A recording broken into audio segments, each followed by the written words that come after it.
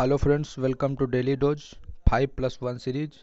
इस सीरीज में हम आपसे बात करते हैं 5 प्रश्नों पर और आपसे पूछते हैं एक सवाल। हमारा पहला प्रश्न है, वन संरक्षण अधिनियम की स्थापना कब हुई थी? 1927, 1986, 1980 या फिर इनमें से कोई नहीं। इस प्रश्न का सही जवाब है ऑप्शन सी, 1980। वन संरक्षण अधिनियम की स्थापना 1980 में हुई थी। 1927 में वन अधिनियम की स्थापना और 1986 में पर्यावरण सुरक्षा अधिनियम की स्थापना हुई थी।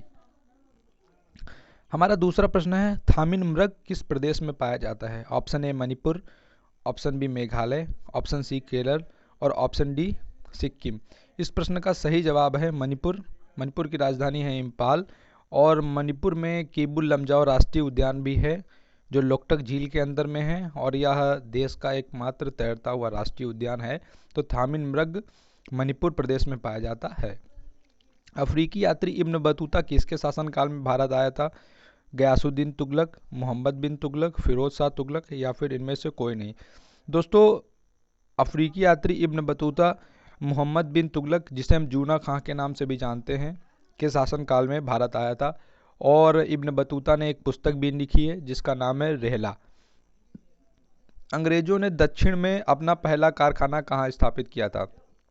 आप सब जानते हैं, अंग्रेजों ने अपनी पहली कोठी जो थी वह सूरत में स्थापित की थी, परंतु अंग्रेजों ने अपना पहला कारखाना दक्षिण में खोला था, वह था मसूलीपट्टनम में 1611 ईस्वी में। तो ऑप्शन बी इसका सही आंसर होगा।